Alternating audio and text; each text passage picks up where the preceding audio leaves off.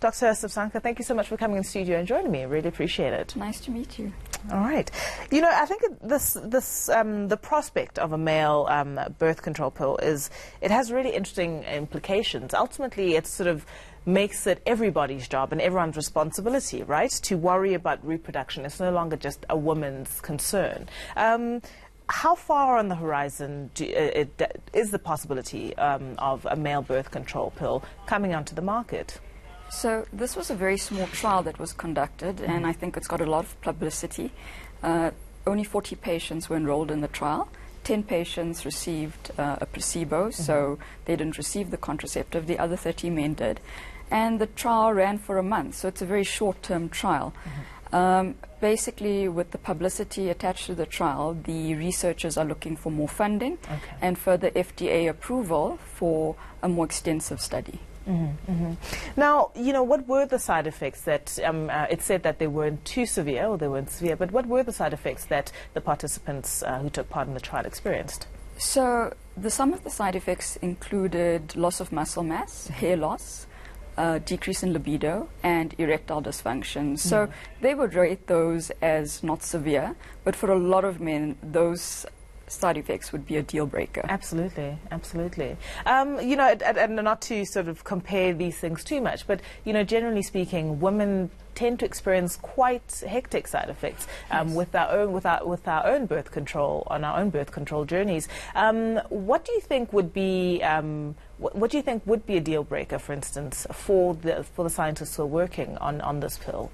So they're looking at more severe side effects, like with women with oral contraceptive pills. It puts them at risk of pulmonary emboli, so blood clots in the lung, weight increases, and at risk of certain cancers.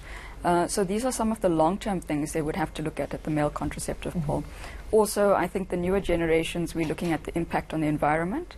Women who are on the oral contraceptive pill, every time you pee, you get some of the estrogen into the wastewater. And we're now finding that our marine life has got estrogen in it from the oral contraceptive pill. And there's no way to filter that out.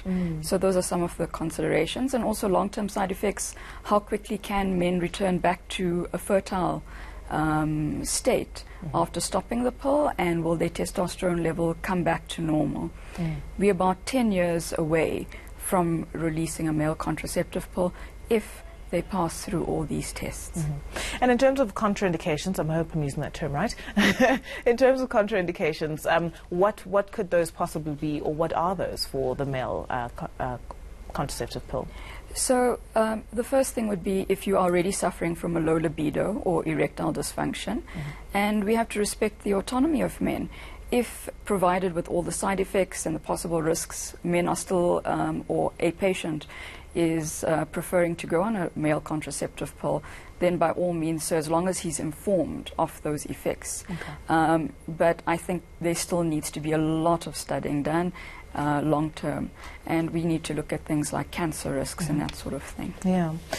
You know, obviously, a lot of women I would worry, for instance, if I was relying on my partner to take the pill, because ultimately the woman is the one who falls pregnant in this instance. You know, how feasible is it to expect a man to take this pill daily and to remember to do so, you know? You'll actually be surprised. There are a lot of men that are very motivated and they may be more cognizant of the fact that they don't want a baby, another baby. However, at the moment, the standard for male contraceptive would be a condom or a vasectomy. That would be permanent sterilization.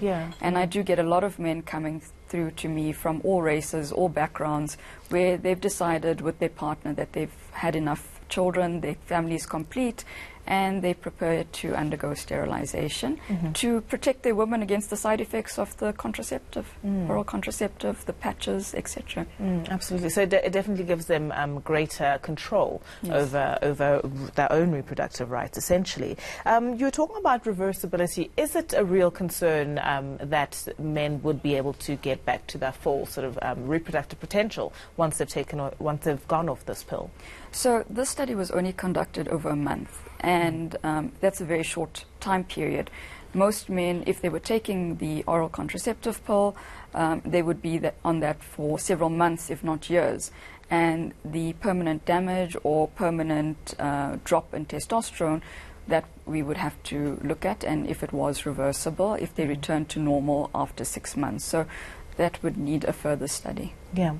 Any indication of whether or not these studies will go, or this kind of technology will go beyond a pill into something like a long-term solution, like a shot, for instance, and then some kind of injection? So a couple of months ago, a trial ended. They used a male contraceptive injectable.